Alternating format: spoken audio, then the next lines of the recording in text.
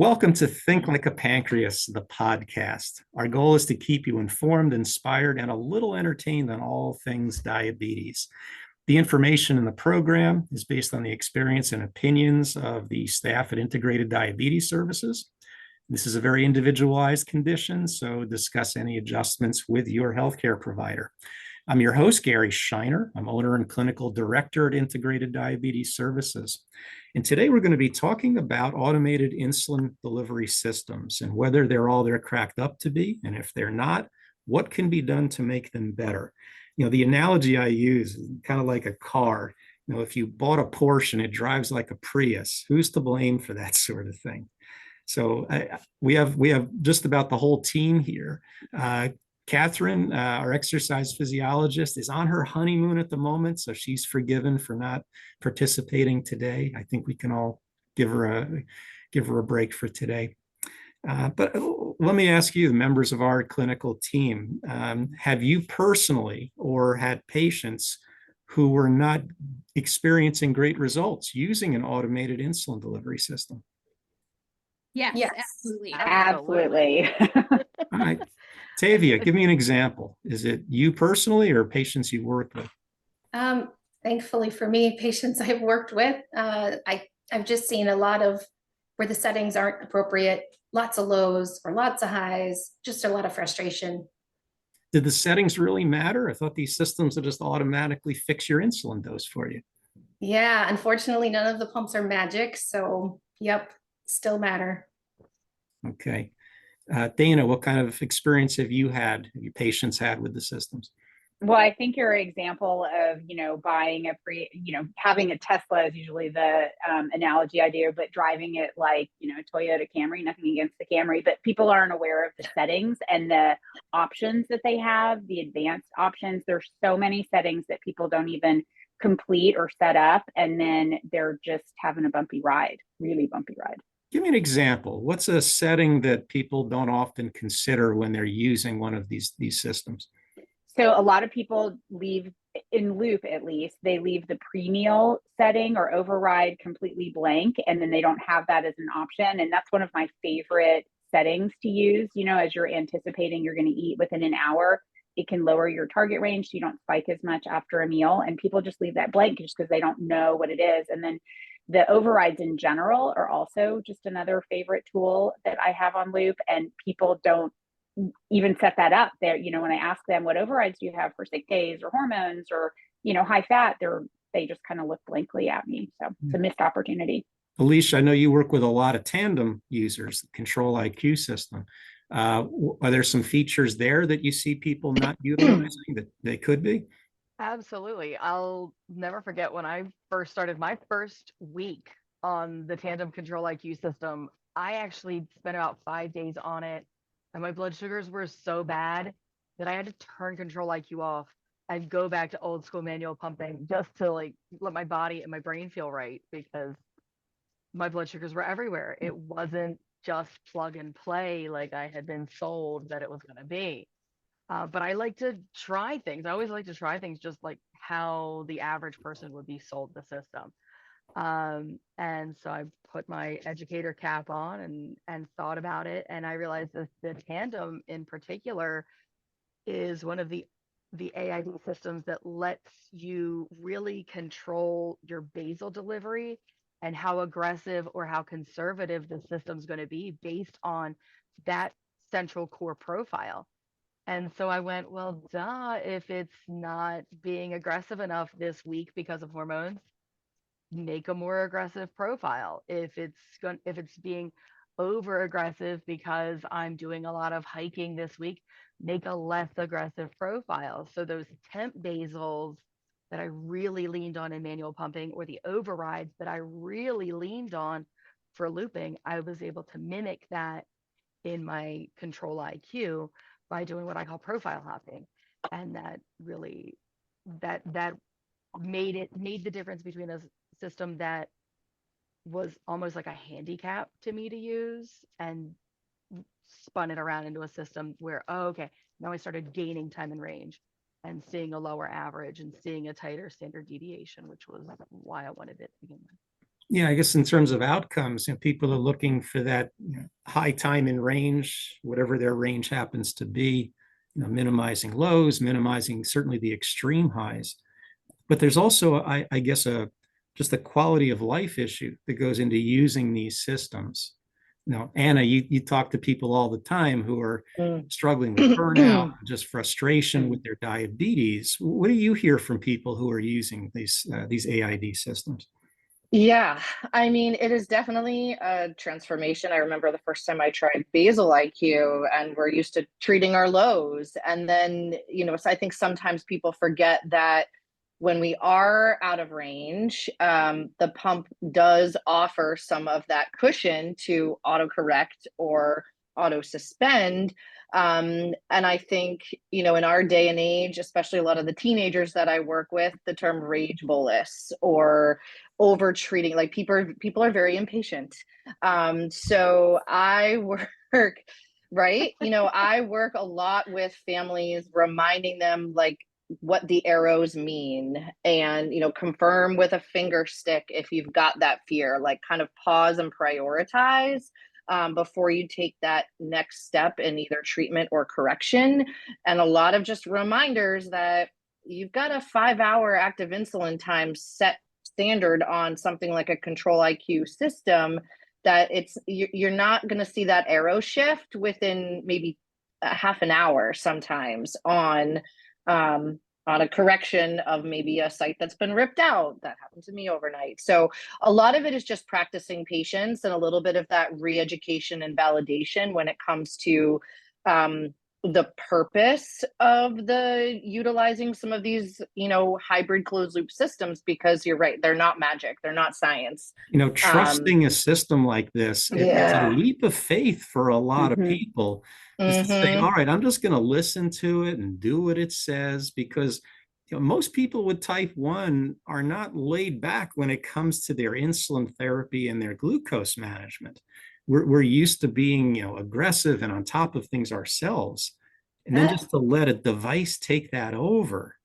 Well, that term, trust the system, is actually a button for me. So if you tell me to trust something, but you haven't given me the information I need to understand what it's designed to do and give me adequate expectations for what it can do and how to work with it, instead of being, if you're not well informed about a specific algorithm or a specific type of pump model with the sensor, you can't possibly trust it because you don't know what to expect, and then you get results that are not what you were hoping for, and that instantly causes distrust. So I don't really like telling people trust the system. I like helping people understand the system. What does it do? How does it make decisions? When will it do it? How fast can you expect these things to happen? And what can you do if now you have this info and now something else has happened with your blood sugar? It remains high. It's hitting low more than you'd like. Now, what's the strategy to make that better so that it just doesn't keep happening on into infinity? Just my 2 cents. No, well, I would say that's the biggest issue, is people not understanding the algorithm. Yeah, that's, of everything you guys have said, the boil down for me when I start working with somebody with an algorithm is, my first question is, do you know what your algorithm is doing? Do you have any idea what the system is set up to do? Because each and every algorithm, whether it's an FDA approved or it's a do yourself, they all are different, each and every one. So if you're jumping system to system, you've gotten used to finally a system and navigating with it. You are going to have to make another shift in terms of understanding that new system. So transparency is appreciated, I think, by all of us. I know with the open source systems, there's a lot of transparency. Even with Tandem, it's a very straightforward algorithm.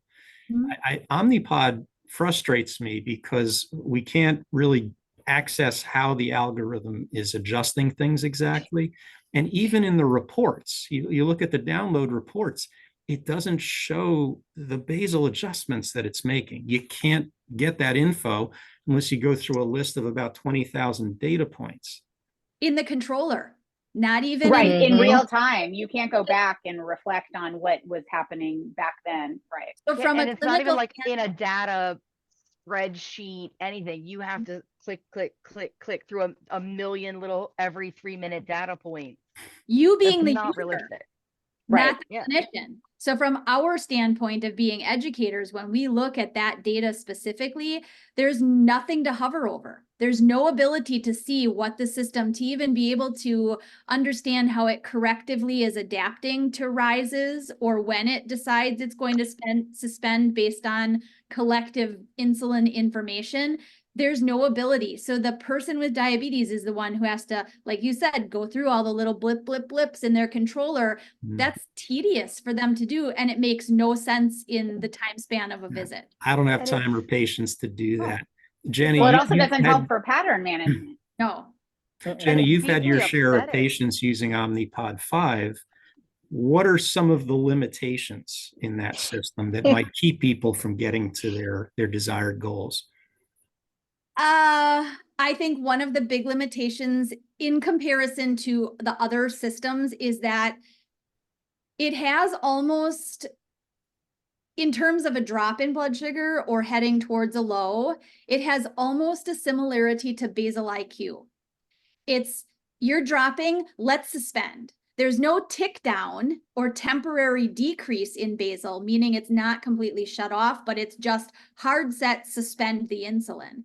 And then it ends up creating issues, kind of like a black hole into the future of insulin deficit. It may have helped prevent a low in this time segment, but then somebody decides, well, now it's time for lunch, or now it's time for my afternoon snack, and they've had 2 hours of suspended insulin.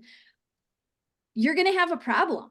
And so I think a big piece there that I've seen a lot of people, even in looking at data, we've adjusted settings so aggressively to compensate for what we're expecting is going to be a deficit of insulin at meal times. When and if they transition back to using manual mode for one particular reason, then their settings are too aggressive, because now they don't have a deficit. Their basal is dripping in like it's supposed to be. So I think that's one definite disadvantage to the system. Do people learn to work with it?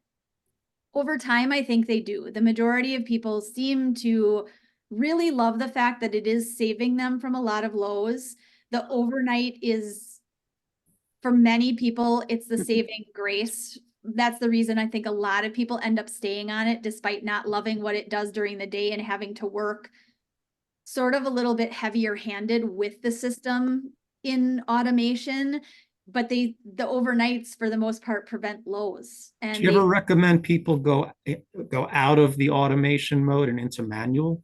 Yes, absolutely. I've got, in terms of clients, I've got a client that I work with who's a teenager, and he does a really good job with basal time periods only in automation. The system does a phenomenal job, but previous to automation, he was always lunch and dinner were extended boluses, and he had them nailed. They had it worked out, figured out. It was beautiful. As soon as he was automated, out the window the control went. So what we do is he turns on manual mode lunchtime, keeps it on through after dinner to get use of extended boluses, and then automated is overnight and through the morning, and it works great. Yeah. I see that a lot too. Yeah. Yeah. Crystal, as a registered dietitian, let's say, the extended bolus, when would that sort of thing be used, and why is it important to use it in certain situations? So for meals that are, higher in fats or higher in proteins, you would use an extended bolus to make sure that your, the carbohydrates that are working in there meets your insulin. But then once the proteins and the fats start to become metabolized, you also want some more insulin to make sure that your levels don't rise. So just to make sure that everything is meeting up along the way, so you have a nice gradual curve up and then gradual curve down. Absolutely. I know if I'm going to exercise after I eat, I got to extend the dose also. Enormous meals, even if it's a high glycemic index food, I got to extend. So I get it. So everyone's straight, the tandem system lets you still extend boluses even in automatic mode. Omnipod does not, Medtronic does not. The open source systems do it in an indirect way because you can specify when you enter your carbs how long it's going to take to digest. So it will sort of spread things out for you. So besides the extended bolus, another variable that a lot of people need to consider is the duration of insulin action or active insulin time. Some systems let you adjust that, others do not. Tandem has it fixed. It's locked in at 5 hours. Omnipod, Medtronic let you adjust it. The open source systems aren't as flexible with the settings. You put in an insulin type basically, and it just draws the curve out for you. We probably need to include iLet in that too. Yeah. Oh yeah, thank you. Thank you. iLet's another one where you can make the adjustment. Now, Paula, based on the action curve people actually experience, it's not always 5 or 6 or 3 or 4 hours, but why is it important to get that number right, to have a more precise setting for an individual? Yeah, it's a good question. And funnily enough, I didn't actually use the duration of insulin action myself for quite a while. And then I saw the effect that it was having.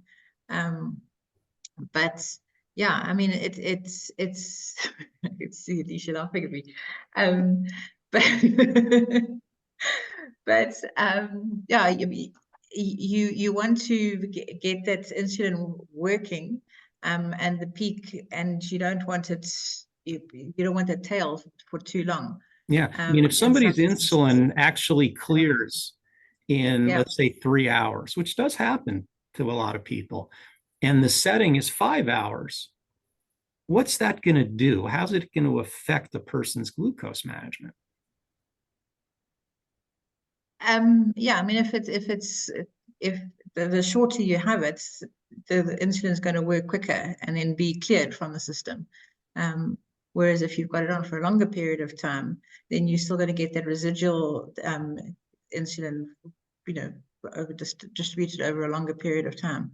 Yeah. Dana, have you had patients where the duration of action that's in the pump didn't quite match their real life situation?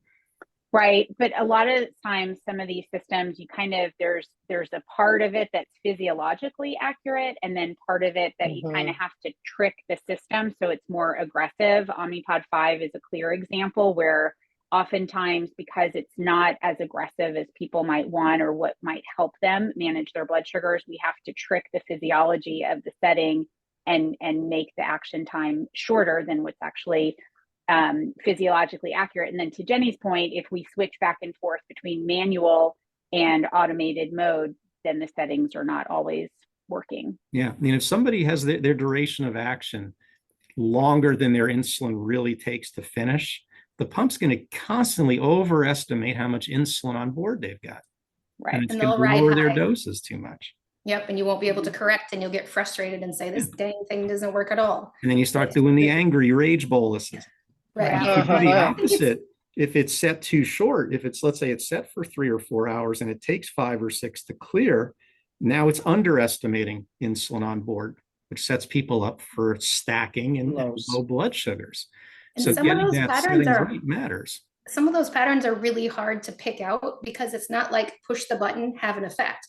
When the insulin action time isn't set up appropriately for your body, or the trick for the system isn't working as intended, and so other accommodations like correction factor might need to be strengthened or weakened, as it may be. If you don't have that understanding of how your system works, and if you haven't sat down and looked at what is my insulin action time really, and just because I put it in the pump at some short time, 2.5 hours or something, do I really have insulin in my body, even though the pump says 0 and it's 3 hours later? Yeah. And so you have to be careful because sometimes the pump allows you to correct and you really shouldn't. I'm out walking, for example. The pump doesn't know I'm walking. The insulin action is set short just so that I can correct when I need to more adequately most of the time. There's a lot of caveats that really, day in and day out for these systems, really important to avoid lows. For example, like 3 hours after you push a button, it's really hard to connect that dot because so much time passes sometimes. I don't know about you guys, but it ticks me off, and I'm using polite language here, when these systems take away the user's ability to have some degree of control over the delivery when they don't allow extended boluses or temporary basal adjustments or overrides, or being able to adjust the duration of insulin action. And even in some of them, they produce a flat basal profile for the user as the standard setting, even if they know from experience they've got a dawn phenomenon, or if it's a young person, they have an evening growth hormone phenomenon where they know they need more basal at that time. It just bothers me when they take these features. Anyone else feel that way? Absolutely. Anytime we because have less. Yep. we end Yeah. up having to make adjustments. We end up having to go outside the box of thinking. And while diabetes in and of itself is not black and white, there is a lot of gray interpretation and variable and whatnot to adjust to. But with these systems, especially, we have to do a lot more gray area thinking in order to figure out how to work the system. When that's not, again, as we started out with, that's not how most people are presented with the option of a system. Oh, it's going to really, really help me, right? Well, yes, but we might have to think this way. We might have to think this way. I mean, completely off label. I've got 2 people right now who are actually using a basal insulin injected in order to use Omnipod 5. I had that too. Yeah. Not Yep. have it completely cause a roller coaster in blood sugar. And from the overnight perspective, the one gentleman, it has smoothed out the overnight. I think it's worked really great actually for some Yeah. people when they know how to use it and they know how to adjust to the algorithm. Yep. Yeah. So Well, I always Alicia, tell what are people- the repercussions if somebody, let's say their basal settings aren't correct when they start using a system like this? You know, they're standard before they're adjusted by it. It's going to depend on the system, right? So if somebody's working with an endo and they just didn't know what they were doing and their basals were way over aggressive, so they're going low all the time, so the endo says go on Omnipod 5, it'll help prevent your lows. You just hit the diabetes jackpot, because Omnipod 5 is going to help prevent your lows, and it is going to completely ignore all of those crap basal settings from your endo who didn't know what he was doing. Win-win situation.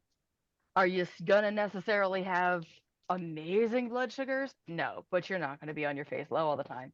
Yay. And that's where, for a lot of people, these AID systems are revolutionizing diabetes management. Mhm. But if you are thrown a system like Loop or like Control IQ that is still strongly based in that original basal pattern that is programmed in, it's only going to be as good as the settings you put in. And so Mhm. now, again, you've got the same endo who is just really basal aggressive and really carb coverage weak. I see this a lot where patients are a little nervous about fully bolusing, or let's face it, we just don't want to admit how many carbs we actually eat, because when you count and you realize you just slammed down 120 grams of carbohydrate and it was nothing, it's kind of startling. So you enter 60. So your endo comes along and says, well, then we'll just sneak in really high basal settings under there. Now you throw that through a system like Loop or Control IQ, and you've got blood sugars that at mealtime skyrocket, controlled correction factors that are way too strong, that then slam you into a low. So then you eat more carbs. So then you go crazy high. So then you get angry that you just spent all this time and money on this system that you hate. So then you rage bolus, and it makes the diabetes roller coaster 100 times worse than it ever was. And at least back then, you knew that you were going to go low at 4 a.m. and 2 p.m. and 6 p.m. every day, and you just ate your gummy bears like a good girl, right? Now you're going low here, there, and everywhere, and who knows when, and you just feel like somebody's out to kill you. And talk about roller coasters. Let's just throw the concept of exercise into the equation. Oh yeah. I know all these systems have overrides, except iLet. iLet has no overrides at all, but they all have, a temporary adjustment to make the algorithm a little less aggressive. But what we see with most forms of exercise, the glucose doesn't just drop nice and steadily. It goes boom off a cliff. And these systems just can't handle that. So what do you tell people who are using people have- automated mode if they're going to exercise. Yeah, And I have people have people very ahead. individual, Oh, go ahead, That. Paula. sorry, people have very individual responses to exercise as well. Mm-hmm. And I've also found that on some of the systems, you need to tell it when you stopped exercising, and people forget to do that. And then suddenly they end up with a terrible hypo or something like that afterwards because they've forgotten to take it off exercise mode. Yeah, But I would also think say that their we definition have of these, exercise should actually just say like grocery trip. Yes. I drop when I shop. Dog walk. Like the little running guy should be pushing a grocery cart. Yes, Because the that's dog walk button. more accurate to what these settings Just call are it physical activity. How's that? Light Mm. physical activity. ish. Mhm. Yeah. Because Yeah. once you get into something that really raises your heart rate and it's aerobic, you can't suck the insulin back out of you, right? Because of, if you think Mhm. about onset peak duration, in order to prevent a low with these systems that do have an adjustment, you have to push the activity button at least an hour, if not longer, hour and a half, 2 hours before you even head out the door. And then you do have to pay attention to your glucose range because they all have different accommodations for when the pump will still auto adjust when you're up or rising up. And it'll push you down farther than you need to go while you're active. So the rules change. And I think that's a big one for these systems is when people start on them without a great explanation on what the system does and when and how and why, they feel like their diabetes rules have changed. They maybe didn't love what was happening before the system, but they had some kind of an understanding of how insulin worked and when to take it and what to sort of expect sometimes. But the rules change. How to treat, how much to use to treat, because they Yeah. knew Right. what was going to happen. And now with the algorithm and no understanding of when to set it up, like you said, well ahead of even beginning to exercise, you have to make an adjustment. Like when I do a morning run, I set my override for loop the night before so that it actually is starting up prior to my getting up in the morning. It's already targeting that higher number. So it's adapting, to get me there and keep me safe. All the systems have some type of adjustment. The one thing I think Omnipod 5, they do have that activity component. I think people honestly do a lot better by just adjusting their target rather than using activity mode, setting the do too. target higher and then doing like the correct above really high, like 180, so that even if they are getting up, the system isn't going to auto correct. And if it does, it's aiming for a higher target. So Target is another variable I didn't even mention before that not all systems let you control. Some of them have their own predetermined target. Yep. At least, Medtronic didn't let you vary it. Now, at least with the 780, you can adjust the target setting. Now, Insulet, the Omnipod 5 is the same way, and the open source systems let give you a degree of control over that also. But think about this whole notion now of target time in range. Everyone wants to spend time within their comfort zone with their glucose levels. The ADA, American Diabetes Association, says should be aiming for at least 70%. I know for some people that's not good enough. I mean, that's still almost 8 hours a day with blood sugars in, as Alicia would say, in a crap zone. You're just not your best. You're either low or you're well above 180. And there's problems there. So what advice do you give people who want to spend more time in their target zone that are using these systems? Pay attention to your fundamentals. Fundamentals are always going to help you, whether you are on injections or whether you are on the most state-of-the-art, tweaked out, fully dialed in open APS system. Your fundamentals, knowing pre-bolus timing, digestion timing, the physiology of how your body reacts to stress, hormonal changes, exercise, those basic fundamentals only get magnified with AID systems. If you thought, great, I'm going on an AID system, I don't need to care about pre-bolusing anymore. No, because the highs are just going to get potentially higher, and then the system's going to react plus you're going to react, and then your lows are going to get lower. Really paying attention, really dialing into those. And if you haven't gotten strong fundamentals, if you're listening to that going, what are the diabetes fundamentals? Like carb counting, is that what she's talking about? Nah, that's like diabetes survival. I'm talking about next step, the fundamentals of physiology, pharmacology, your technology, and exercise and nutrition. The same things that could screw us up on traditional pump therapy can still do it. Yeah. Yeah. Yeah. Your sites, your insulin activity, the absorption, that matters. I think I there's do think almost on more the variables that go into like the stress and the thought process and the critical thinking that has to go into the AID system. Oh, is it this? Is it that? And like taking a 40,000 foot view of even looking at the data. Okay, where in my data are things going well? Like, where are the strengths and what part of the day are things working? What tools do I have that I'm applying there that can be replicated to like slowly fixing one part of the day at a time? Because I think that's where people come so overwhelmed. They're all over the place, they're all over the map, and they want to fix it and move on. Again, no patience. But that's why I think like working with our team is so valuable, because we can dig into the nitty gritty that I think a lot of people just aren't getting at their appointments, or there's no time, or they frankly don't have the confidence or the awareness of what questions they should even ask. And knowing Yeah, what and I you're think working also with. what Jenny said earlier about understanding the algorithm of the pump. Some pumps work very Mm-hmm. specifically on the insulin sensitivity, for example. They also have very different ways as to how they deliver the auto basal doses. Some deliver on an hourly basis, some deliver on a 5-minute basis. So if you understand the algorithm, then you know how to work around it as well. I But tell then my there's the patients, point of like, control IQ. Go ahead, Dana. well, I was just going to say that, even though I always tell people it does come down to understanding your insulin at the very core of all of it, because we can have the fanciest of algorithms, the smartest of AI, maybe eventually, but it all comes down to the insulin we're using. It is still kind of slow. It's not responsive quickly. We still have to work with it in the action time and pre-bolusing and all the things.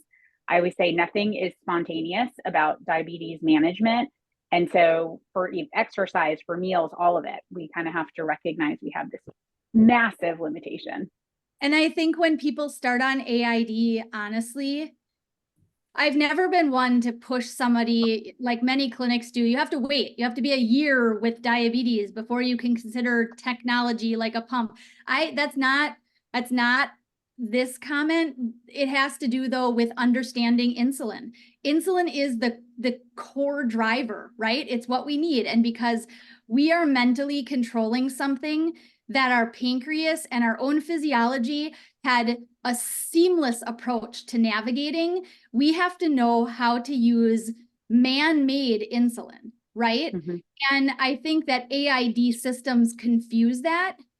I think, quite honestly, people need to be started on manual systems. They need to be started with a system that teaches them insulin action, teaches them when they need to use things like extensions or temporary basals, or why and in what scenario they need more, when they need less, how much do they need less. And then you can move on to kind of that upper, like peak of the mountain level of management, where these AID systems absolutely can be lovely. I would not want to go back without my AID system, but if I hadn't had the number of years coming into using it that I had without understanding insulin, I would have been more frustrated than I was when I first started using Loop. Build that foundation. Yeah. Mm-hmm. And I think it goes back to what Gary was saying in the beginning about the analogy with the car. You don't want to give a teenager a fancy Maserati and say, here you go, like, do what you like. You kind of have to take the baby steps and learn how to drive first. Learn how to drive mom's Fiat first. There you go.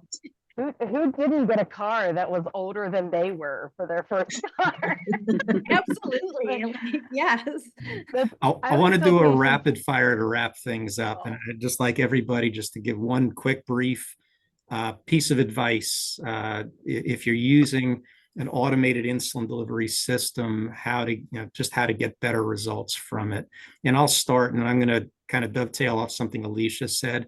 Bolus timing it's even more critical now. If you bolus too early, you can go low before the meal even hits. And if you bolus late, you get two problems. You get the big spike, and then you likely will go low a few hours later because the system kicks in with extra insulin. So consider bolus timing. Jenny, why don't you go next? Yeah, I think again, Alicia, bringing it back to fundamentals. And I think a big fundamental is learning insulin action and learning it for you, right? I mean, we have all of these insulin options, all of them being called rapid. I agree, Dana. It is not rapid. That's a total misnomer, honestly. I mean, when we talk about pre-bolus being 15 to 30 minutes, depending, right? It's not rapid, but understanding insulin timing, I think, is a baseline, and then moving into using systems and really understanding your algorithm. Yeah. Alicia, you're going to go last because we're going to steal all of your ideas first. Tavia, what would you recommend? I recommend really taking a look at the clinical guidelines recommendations for the time and range above, below, the variability measures as well, so that you can see where you're at baseline with your AID system and see which pockets do you need more time and range, do you need less lows, do you need less variability. And then if you don't have the input to know how your system works, then work with somebody who is trained that can get you what you're missing to help you get to at least the 70%, if not more. Not more, yeah. Dana. I always say that going into an automated insulin delivery system is like a marriage or a partnership. And if you don't trust that partner and you don't really understand how that partner is thinking or acting, it is never going to work. And so really spending and investing some time understanding that, so that you can trust your partner to kind of do the stuff that you don't want to do while you're sleeping or while, between meals. And so really investing that time first. Well, the warranty on these systems is longer than the average marriage lasts, though, just to keep it in perspective. Anna, what's your recommendation? My recommendation would be start practicing a lot of patience, going to the active insulin time. There's a lot of things that go into these systems, and don't act too quickly when it comes to, especially if you're in this fight or flight state, you immediately see a double arrow down at 180, or you see a double arrow up at 180 and you want to act on it.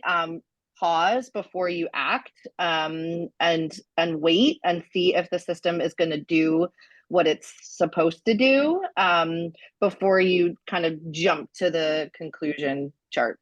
Great. Dr. Paula. I think for me, AID systems are great. There's no two ways about it. But I think too many people go into it thinking, oh, the pump's going to do everything for me. I don't have to get involved. And I think it's an easier way to treat diabetes. Whereas it actually, certainly in the beginning, requires a lot more effort than multiple daily injections or basal bolus insulin. It's a lot of understanding all the things we've spoken about. And I think if people could just get out of that mindset a little bit of, oh, I'm just going to slap the pump on and it's going to do the job for me. I think they'd have a much better marriage with their pump, as Dana says. Well said. Crystal. So I guess I'm kind of piggybacking off of Dana and Anna and Dr. Paula as well. Just, once you learn and once you understand the algorithm, really just trusting it and letting it do its thing. Because I know for me, I am someone who, if I see that double arrow up or down, my first instinct is to act. Like it needs to be better. And so something that I've had to do and I have to constantly remind myself of is just leave it alone. It's going to be okay. And it usually is. Okay. And Alicia, anything left, or do we use all of it? I would just kind of synthesize, kind of off Crystal and Tavia, to say, I will never say trust the system because I'm driving this boat, but I will say don't battle the system.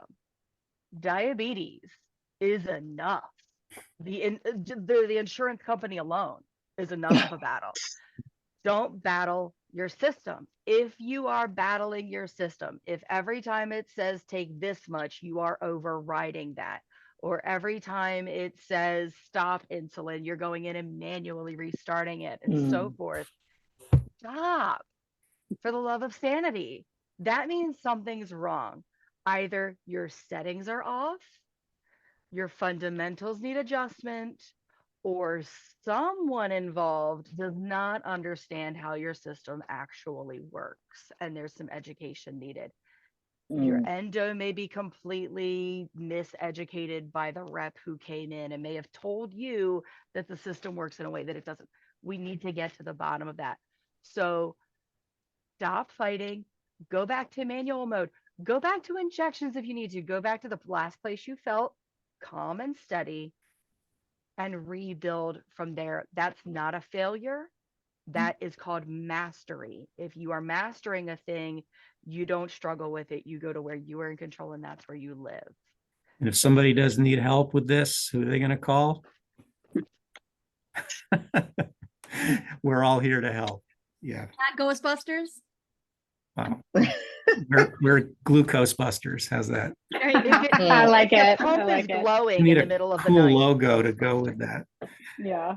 Well, anyway, thank you all for your input today. And I want to thank everybody for joining the program today. And as a reminder, Integrated Diabetes Services is available to assist you with any aspect of your diabetes management, including getting more functionality, more benefit from the AID systems. And if you bought a Cadillac or you bought a Ferrari, you deserve to drive one. We can help you do that. So, and for more information, just visit integrateddiabetes.com or email us at info@integrateddiabetes.com. On behalf of Think Like a Pancreas, the podcast, I'm Gary Shiner. Thank you for joining and have a great rest of your week.